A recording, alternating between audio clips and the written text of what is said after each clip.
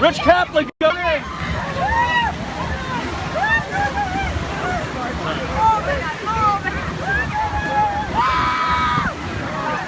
Hey, welcome to another edition of Halftime Howie, and today was a special day in Long Beach. It was Polar Bear, and a lot of regulars and staff went into the water and experienced the cold water here on Super Bowl Sunday, February 7th. Rich Kaplan, what was the feeling like as you hit the water here on Super Bowl Sunday in Polar Bears? Incredibly electric, Howie. I gotta tell you, the water was warmer than normal.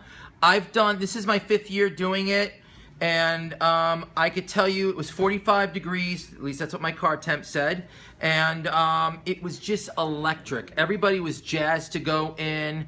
I mean, I met amazing people as always. You could tell Long Beach really knows how to celebrate the Super Bowl, and it's also the celebration of the start of spring. This kind of brings us into that whole mode of spring, and I love it. I felt so jazzed to go in, went in twice.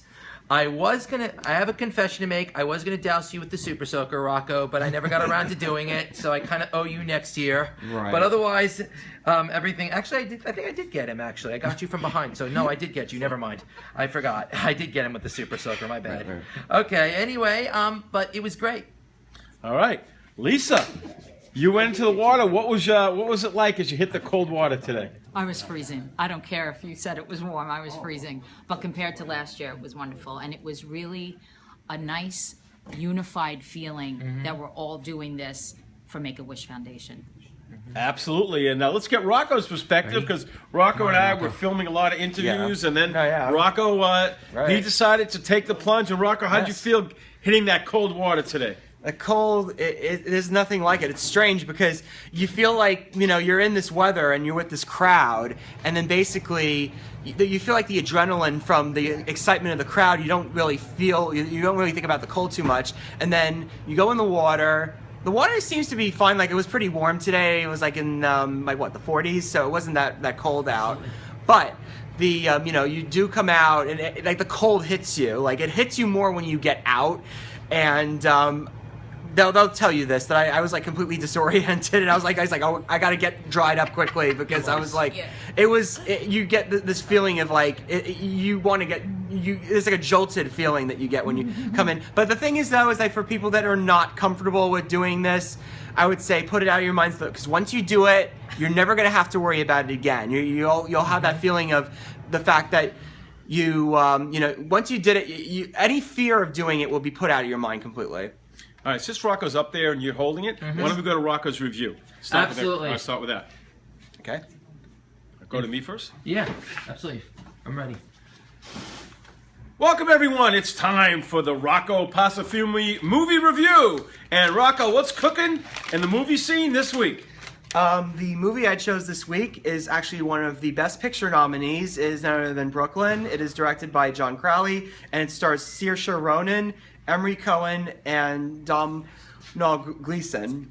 When a shy Irish girl, Ailish Lacey, played by Ronan, immigrates to New York City from Ireland, she ends up in a romantic triangle between her Italian neighbor, Tony Fiorello, played by Cohen, and love interest Jim Farrell, played by Gleeson, back home. The thing that's wonderful about this movie is that you really get a sense of the whole American experience. It's a period film. We don't see many of these movies that often in recent years. So you really get a sense of how, just the experience of being a first-time immigrant in this country, and really, getting accustomed to the culture and getting accustomed to, what it's like to live here in New York, and especially what Brooklyn was like back then, and then also just the struggle of coming at all, because these immigrants had to brave really like hellish conditions to come here, and that feeling of the mix of feeling homesick and being away from the country that in a very strange to a very strange land that you're not that familiar with. And you have this nice little budding romance, and it's like kind of an old-fashioned kind of love story crafted into this kind of the story about being a new American, and it's an interesting experience. It's not probably one of the better films that's chosen for Best Picture, but I think it was a pretty good film anyway. I think that people will love this movie. There's like a sense of it's cute, it has an informative nature to it. And yeah, it's not that distinct, but I think that, you know, you'll get some great performances. Saoirse Ronan is a great actress, and the rest of the cast is fabulous in this movie. And it's just a nice movie to go see. So, you know, it's a limited release, so it's not playing in that many theaters, but I think you will enjoy this movie very much. And I think it's definitely a worthy nomination for the Best Picture Oscar. So I give Brooklyn 4 out of 5 stars. So thank you very much. Great job, Rocco! All right, now it's going to go Justin Be Good. Then